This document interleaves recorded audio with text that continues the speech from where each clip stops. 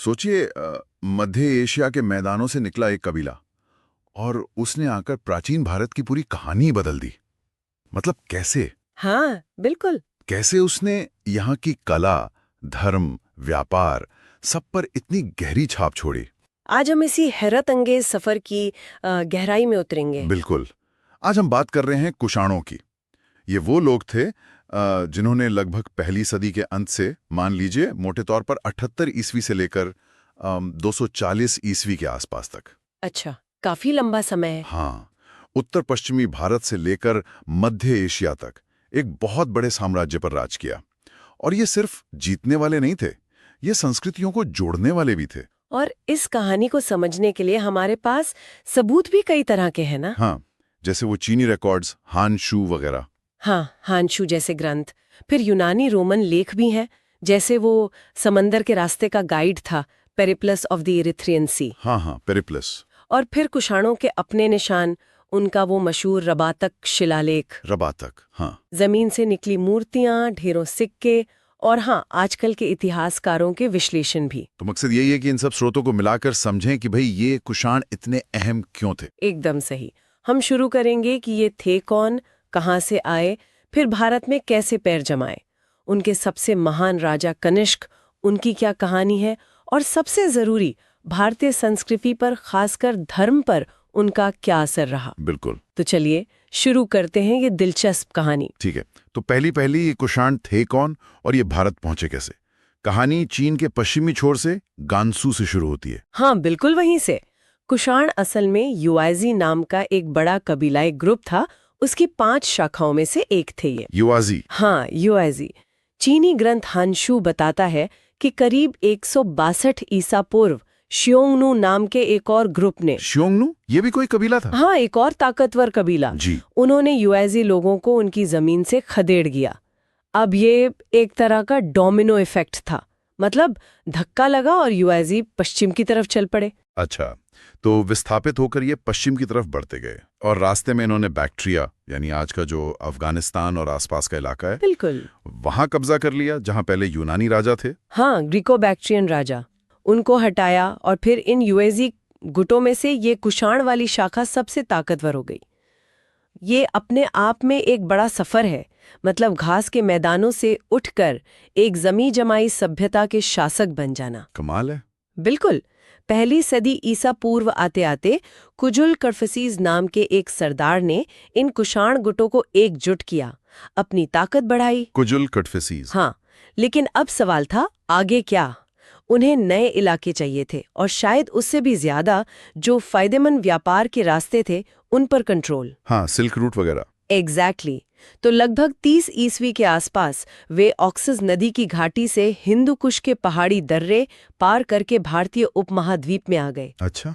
इनके शुरुआती दौर के बारे में थोड़ी जानकारी वो रबातक शिलालेख से भी मिलती है, जो खैर बाद में कनिष्क ने लिखवाया था। लेकिन भारत में घुसना आसान तो नहीं रहा होगा। यहाँ तो पहले से ही मतलब कई पावर्स थी। बिल्कुल नहीं, बहुत मुश्किल था। कुजूल कटफिसेस, जिनका राज लगभग 30 से 80 ईस्वी तक रहा होगा, उनको यहाँ जमने के लिए बहुत लड़ना पड़ा। गांधार और पंजाब के इलाकों में पहले से इंडो पार्थियन और शक राजा थे, उनसे लड़ाइयाँ हुईं। शक और पार्थियन, हाँ। तक्षशिला जैसे बड़े शहर पर कब्जा करना, जो शायद 50 ईस्वी के आसपास हुआ, वो एक बहुत बड़ी जीत थी उनके लिए। तक्षशिला की खुदाई में जो चीजें मिली हैं वो उस उथल-पुथल की कहानी कहती हैं। यानी सिर्फ बाहरी शक्तियों से नहीं, अंदर के लोग भी विरोध कर रहे थे। हाँ, बिल्कुल। शक शासकों ने, स्थानीय कबीलों ने, सबने कड़ा विरोध किया। हमें वो जो समंदर वाले व्यापार का गाइड है, पेरिप्लस, हाँ, पेरिप्लस, और मथुरा जैसे शहरों से मिले कुछ शिलालेखों में भी इन लड़ाइयों और बिजनेस की खींचतान के इशारे मिलते हैं। आसान नहीं था, लेकिन कुजूल कटफिसेस ने इन मुश्किलों को पार किया और उत्तर पश्चिम भारत में कुषाण राज की नींव डाल दी। तो कुजूल कटफिसेस ने नींव रखी, पर इस नींव पर साम्राज्य की मजबूत इमारत किसने बनाई? ये क्रेडिट जाता है विम कटफिसेस को। वो कुजूल के बाद आए, लगभग 80 से 100 ईस्वी तक। उन्होंने साम्राज्य को पूरब में मथुरा तक फैला दिया। मथुरा तक? वाह। हाँ, लेकिन उनका एक और काम बहुत ही अहम था। उन्होंने बड़े पैमाने पर सोने के सिक्के चलाए। दिनार। दिनार, हाँ, सुना है। ये भारत में रेगुलर सोने के सिक्के चलाने की एक तरह से सिस्टमैटिक शुरुआत मानी जाती है। इकोनॉमी के लिए बड़ा कदम था ये। और सोने के सिक्कों के बाद आता है कुषाणों का गोल्डन पीरियड, है ना? कनिष्क प्रथम, इनका नाम तो बहुत ही बड़ा है इतिहास में। बिल्कुल। कनिष्क प्रथम का जो दौर है अंदाजन 127 से 150 ईस्वी, वो कुषाण पावर और उनके असर का पीक था। उनके टाइम पे कुषाण साम्राज्य बहुत बड़ा था, मध्य एशिया से लेकर भारत में गंगा के मैदानों तक। कितना बड़ा रहा होगा अंदाजन? कुछ अनुमान कहते हैं लगभग 3 मिलियन वर्ग किलोमीटर।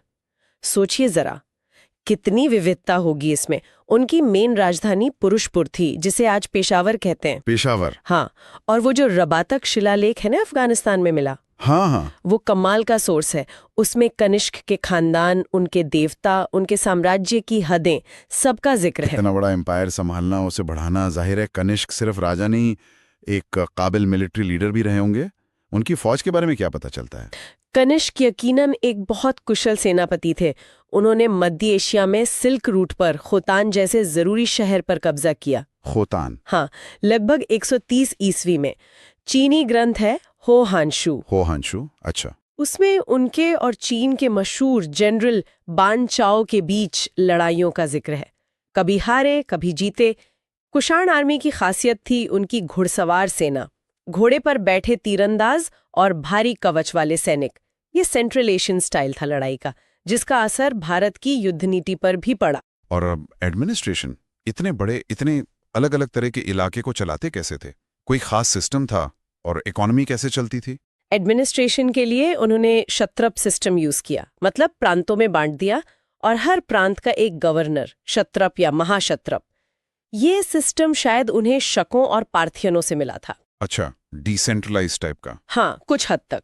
इतने बड़े इलाके पर कंट्रोल रखने में इससे मदद मिलती होगी। रबातक शिलालेख में भी कुछ बड़े अधिकारियों का जिक्र है।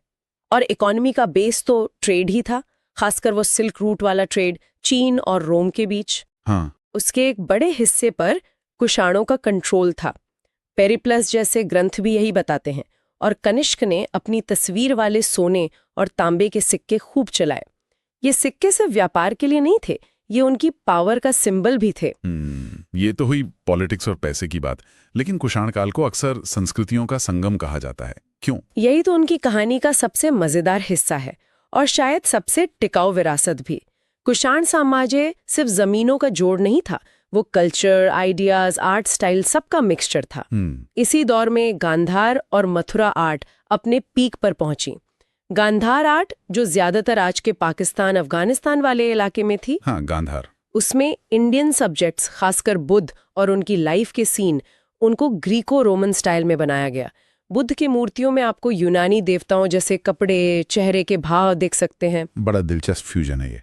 और मथुरा आर्ट? मथुरा आर्ट ज्यादा देसी थी, गंगा यमुना के इलाके में पनपी।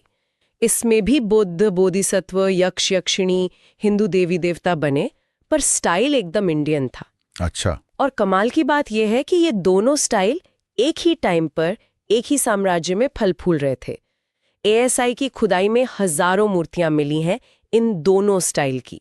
एक तरह का कल्चरल मेल्टिंग पॉट था वो दौर। इंडियन, ग्रीक, ईरानी, सेंट्रल एशियन सब मिल रहा था। आर्ट के अलावा लिटरेचर और लैंग्वेज में क्या चल रहा था? कनिष्क ने संस्कृत लिटरेचर को भी बढ़ावा दिया। माना जाता है कि मशहूर बौद्ध कवि अश्वघोष, जिन्होंने बुद्ध चरित लिखी, बुद्ध चरित, हाँ, वो कनिष्क के दरबार में थे। हालांकि कुषाणों की अपनी भाषा शायद बैक्ट्रियन थी, जिसे वो यूनानी लिपि में लिखते थे। अच्छा, यूनानी लिपि में। हाँ, रबातक शिलालेख उसी में है। लेकिन उनके राज में भारत में संस्कृत का महत्व फिर से बढ़ रहा था, खासकर बौद्ध स्कॉलर्स के बीच। यह उनके धर्म वाले एंगल पर लाता है। इतने मिक्स्ड अप साम्राज्य में राजाओं का धर्म को लेकर क्या रवैया था? किसी एक धर्म को मानते थे? ये बहुत ही पेचीदा और मजेदार टॉपिक है। कुल मिलाकर देखें तो कुषाण राजा धर्म के मामले में काफी सहिष्णु, मतलब टॉलरेंट और प्रैक्टिकल लगते हैं। अच्छा। शुरुआती राजा कुजुल कड़फिसेस का पक्का नहीं कह सकते, पर कुछ लगता है कि बौद्ध धर्म की तरफ झुकाव रहा हो। उनके बाद जो विम कड़फिसेस आए, उनके सिक्कों पर तो साफ साफ हिंदू देवता शिव, हाँ, जिन्हें अक्सर ईरानी स्टाइल में ओएशो कहा गया है, और उनके बैल नंदी की तस्वीरें मिलती हैं। तो लगता है वो शैव थे या शिव का सम्मान करते थे। लेकिन कनिष्क का नाम तो खास तौर पर बौद्ध धर्म से जुड़ा है। वो चौथी बुद्धिस्ट काउंसिल भी तो उन्होंने ही करवाई थी। हाँ बिल्कुल, कनिष्क का राज बौद्ध धर्म के इतिहास में खासकर महायान ब्रांच के लिए एक टर्निंग पॉइंट था। ट्रेडिशनल बिलीव है कि उन्होंने लगभग 100 ईस्वी में कश्मीर के कुंडलवन में, या कुछ कहते हैं जालंधर में, चौथी बुद्धिस्ट काउंसिल करवाई। मतलब विद्वानों की एक बड़ी मीटिंग। इसकी अध्यक्षता वसुमित्र और अश्वघोष जैसे बड़े स्कॉलर्स ने की थी। इस काउंसिल का खास महत्व क्या था? मतलब क्या इम्पैक्ट हुआ इसका बौद्ध धर्म पर? सबसे बड़ा इम्पैक्ट था महायान बौद्ध धर्म के जो सिद्धांत थे, जो उनके पवित्र ग्रंथ थे, उनको एक तरह से ऑर्गेनाइज करना, स्टैंडर्डाइज करना। अच्छा। बौद्ध धर्म उस टाइम तक 2 मेन ब्रांच में बंट चुका था, पुरानी जिसे बाद में हीनयान कहा गया और नई जिसे महायान कहा गया। महायान में बुद्ध को भगवान जैसा माना गया, बोधिसत्वों की पूजा शुरू हुई। हाँ। कनिष्क के टाइम में महायान ज्यादा पॉपुलर हो रहा था और इस काउंसिल ने उसे एक मजबूत फिलोसॉफिकल बेस दिया। और एक और जरूरी बात हुई, इसी काउंसिल के बाद बौद्ध धर्म में संस्कृत का इस्तेमाल बढ़ गया। पहले पाली ज्यादा चलती थी। अच्छा, संस्कृत ज्यादा यूज होने लगी। हाँ, श्रीलंका के इतिहास ग्रंथ महावंश और अश्वघोष की किताबों में इस काउंसिल के इशारे मिलते हैं। तो क्या हम ये मान लें कि कनिष्क पूरी तरह बौद्ध बन गए थे? उनके सिक्कों से क्या पता चलता है? यही मामला और मजेदार हो जाता है। कनिष्क ने बौद्ध धर्म को सपोर्ट किया, इसमें शक नहीं, पर जब उनके सिक्के देखते हैं तो हैरानी होती है। क्यों? उन पर सिर्फ बुद्ध ही नहीं है, हिंदू देवता शिव ओइशो भी हैं, कई ईरानी देवता हैं, मिहिर, सूरज, माओ, चांद, अत्सो, आग, और यूनानी देवता हेलियोस भी। इतने सारे देवता एक ही राजा के सिक्कों पर? हाँ, रबातक शिलालेख में भी नाना देवी और दूसरे देवताओं का जिक्र है। तो ये क्या दिखाता है?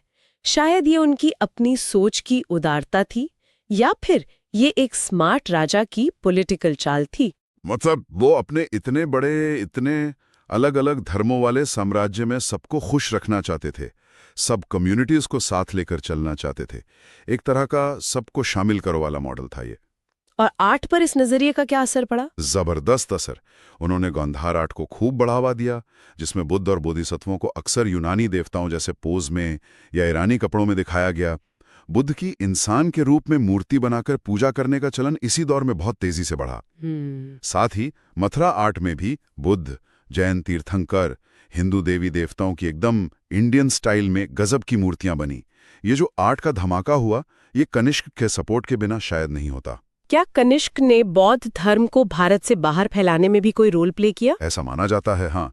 कनिष्क का एम्पायर सेंट्रल एशिया तक फैला था, सिल्क रूट उनके कंट्रोल में था। हाँ, तो ये रास्ता सिर्फ सामान के लिए नहीं, आइडियाज के लिए भी खुल गया।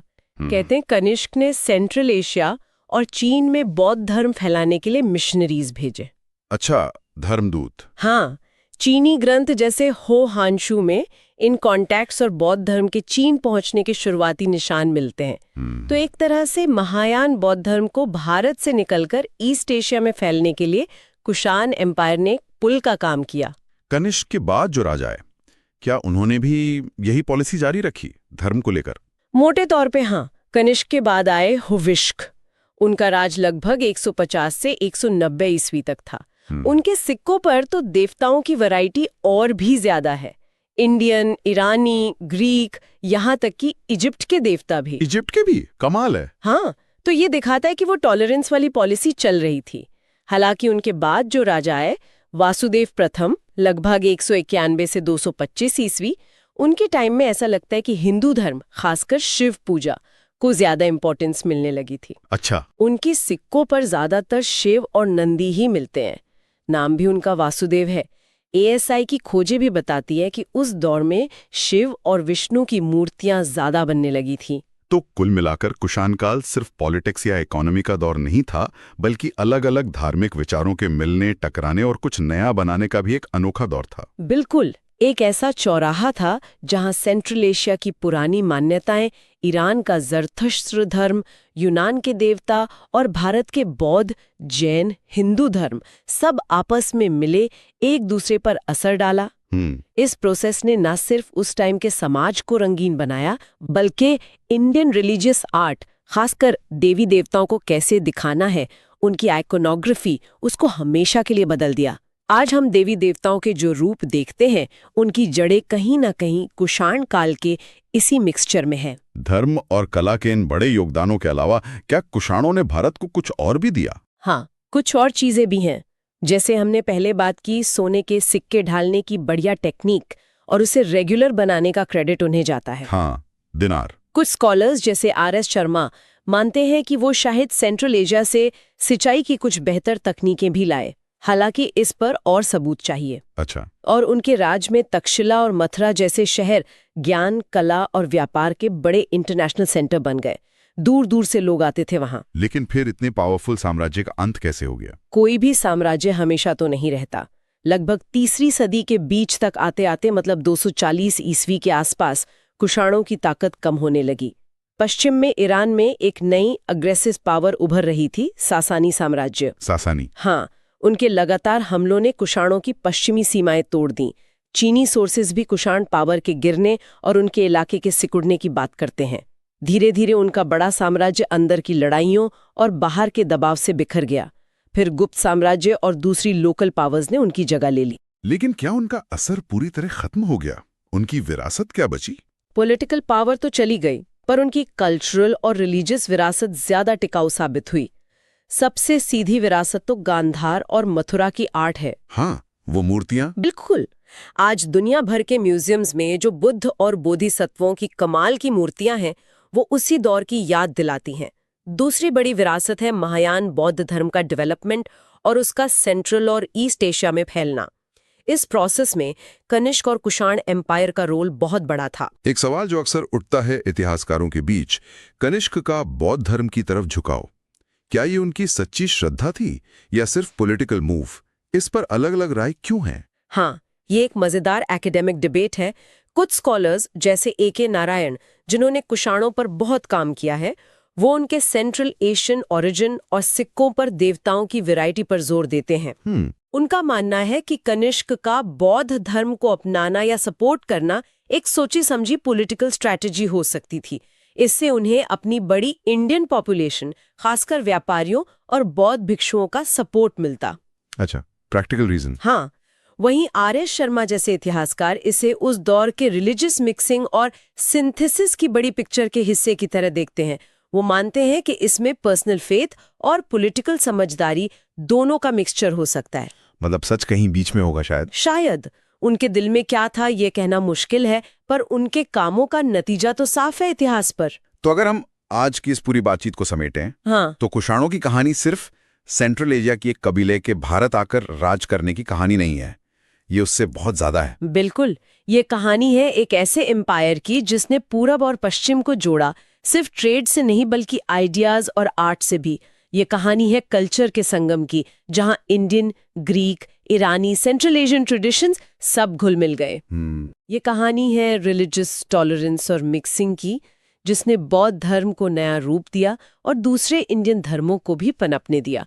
और कनिष्क का राज इस पूरी प्रोसेस का शायद सबसे इम्पोर्टेंट फेज था।